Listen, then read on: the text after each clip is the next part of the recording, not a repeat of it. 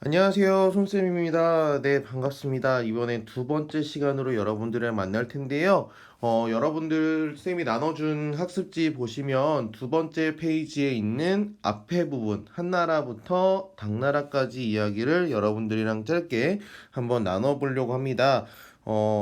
여러분이 영상 이렇게 보시면서 선생님이 필기하는 거 열심히 정리하시면서 수행평가를 준비하시길 부탁드릴게요. 그러면 바로 시작하도록 하겠습니다.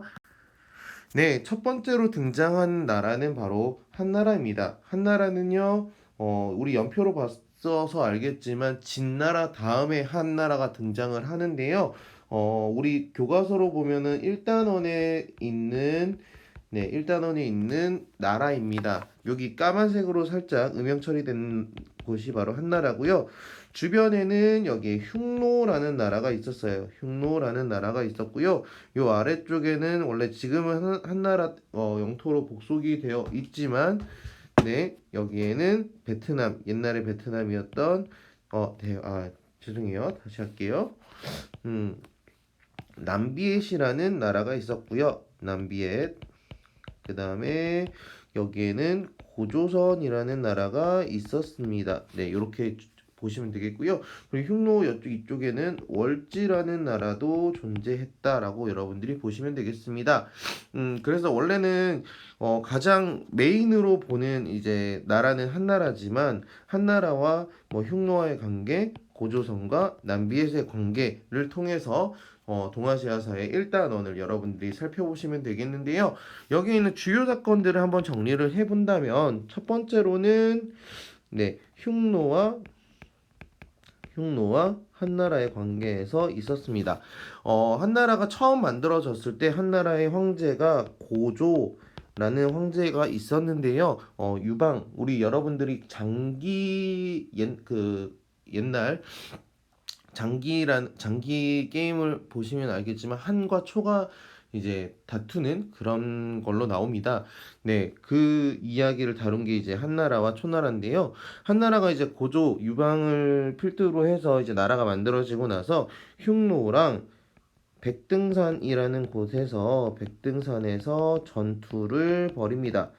백등산에서 전투를 벌이는데요. 여기에서 흉노가 이겨요. 흉노가 이기면서 한나라 입장에서는 이민족에게 굉장히 치욕스러운 패배를 당하고 공물을 바치는 네, 왜냐면 한나라의 고조가 이제 포로로 잡히기도 하거든요. 그러면서 이제 그 백등산 전투로 인한 평성의 치욕이라는 네, 사건을 맞닥뜨립니다. 그래서 굉장히 흉노가 한나라보다 우세한 상황에서 네, 무제라는 황제가 등장을 합니다. 이 한무제라는 이 황제가 가장 한나라에서 핵심이 되는 황제라고 볼 수 있는데요. 먼저 한무제는 장건이라는 신하를 월지라는 나라에 파견을 합니다. 이렇게 파견을 해서 같이 흉노를 공격하자라는 식으로 장건을 보내는데 물론 장건이 월지에 가게 되었지만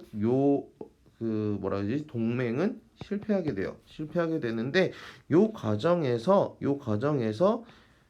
비단길이라는 여러분 실크로드라고 들어봤죠? 비단길을 개척하는 결과를 가지고 오게 됩니다.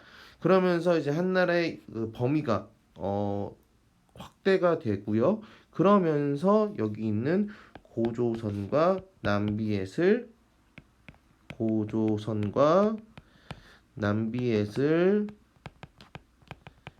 정복하는 결과를 가지고 옵니다. 그만큼 뭐라 그래야 되죠?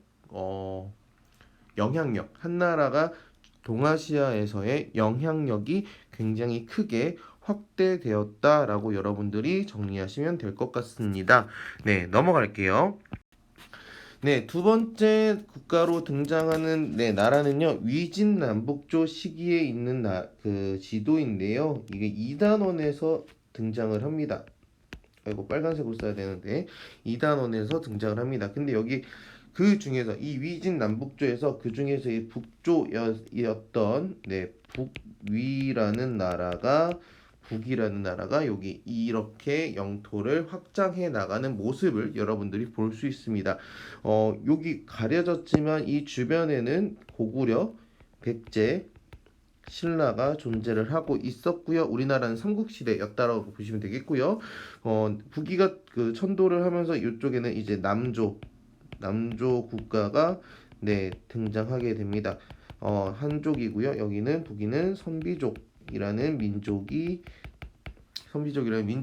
이렇게 등장을 해서 중국을 차지하고 있더라라고 보시면 되겠고요.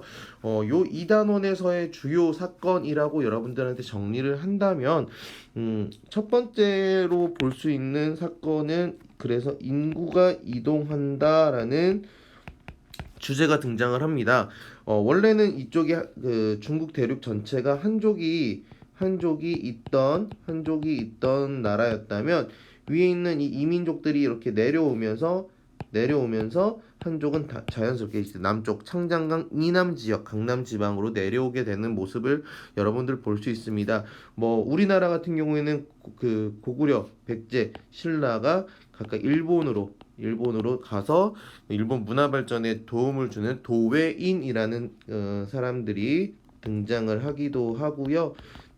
우리 한반도 안에서도 여기저기 많이 인구 이동이 일어나는 모습을 볼 수 있습니다. 두 번째로 볼 수 있는 거는 이제 북위에서 볼 수 있는 모습인데요. 북위에서는 이제 중국을 차지하고 나니까 한화 정책을 추진을 합니다. 왜냐하면 자신들은 이민족인데 한족들이 사는 모습을 보니까 우리보다 더 뛰어나구나라는 것을 느낀 거예요. 그래서 그 한족에 대한 한족과 결혼을 하기도 하고요. 결혼 정책을 펼치기도 하고요. 그 다음에 한족이 쓰는 성씨, 김씨, 이씨, 박씨 이런 것처럼 그 다음에 의복, 그 다음에 결혼 얘기했고요. 그리고 여기 수도도 이전을 합니다. 평성이라는 지역에서 러양으로 이동을 하게 됩니다. 그렇게 여러분들이 보시면 되겠고요. 그 다음으로 등장했던 건 그 다음 등장하는 주제 같은 경우에 바로 불교입니다. 불교가 이때 중국에서 굉장히 융성해져요. 왜냐하면은요, 불교에 대한 권위, 부처님에 대한 권위가 즉 황제에 대한 권위, 즉 불 사상으로 인해서 굉장히 거대한 사찰이나 거대한 불상들이 등장하게 됩니다. 그래서 윈강석굴 같은 굉장히 큰 석굴이 등장한다라고 여러분들이 보시면 되겠고요. 마지막으로 이 이동한 한족들을 한번 살펴볼게요. 한족들이 어디로 가요? 한족이 강남으로 가게 되면서 강남 지역이 강남이 개발되더라. 특히 여기 화북 지역에서는 여기 이 황허강을 중심으로 만약에 많이 이제 개발을 했다면 그보다 더 따뜻한 지역에 있는 이 청장강을 중심으로 굉장히 농업을 위시로 한 농업이 굉장히 크게 발달하는 모습을 여러분들이 볼 수 있습니다. 넘어갈게요. 마지막으로 오늘 이 영상의 마지막으로는 볼 수 있는 건 당나라인데요. 당나라도 2단원에서 등장하는 국가입니다. 여기 가장 가운데 크게 있는 나라가 바로 당나라이고요. 위에 위구르라는 나라가 있기도 하고요.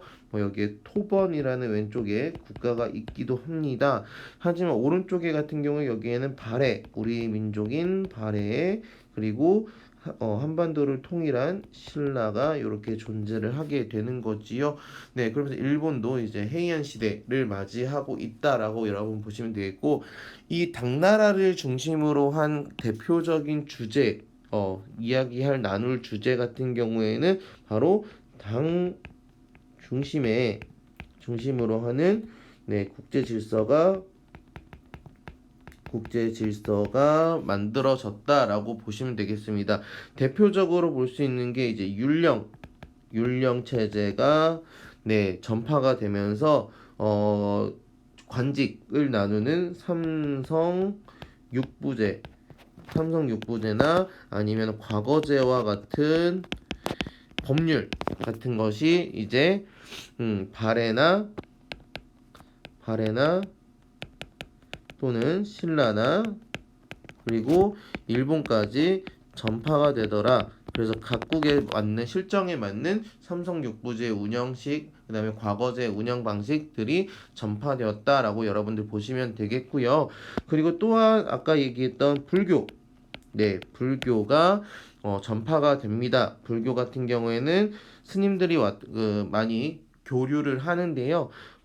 이거는 좀 100년 단위로 나눠서 얘기하면 대표적인 승려가 7세기 현장이 네, 당나라 승려가 서역 인도 지역으로 유학 갔다가 와서 책을 대당서역기라는 책을 쓰기도 하고요.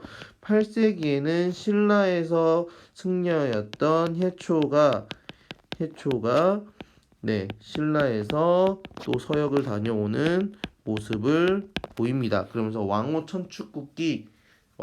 청축국전이라는 책을 만들기도 하고요.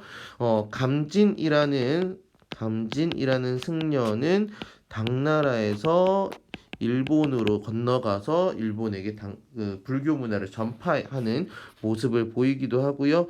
네, 9세기에 들어와서는 일본 승려였던 엔닌이라는 승려가 일본에서 당나라로 유학을 갑니다. 유학을 가면서 신라 사람이었던 장보고 이름 들어봤죠? 장보고의 도움을 받더라라고 여러분들 보시면 되겠고요.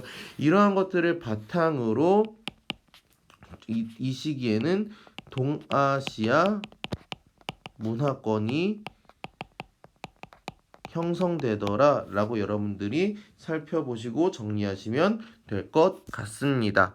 네, 오늘은 이렇게 한나라부터 위진남북쪽 북이 그 다음에 당나라까지 이어지는 네, 지도를 통해서 동아시아사의 여러 가지 모습들을 살펴보았습니다. 다음 시간에는 나머지 그 이후의 시간들을 살펴볼 텐데 이야기가 조금 선생님이 빨라지더라도 조금 여러분들이 재생을 조금 천천히 하면서도 꼼꼼하게 정리를 꼭 해주시기를 바랄게요. 오늘 수업 여기까지 하도록 하겠습니다. 고생하셨어요.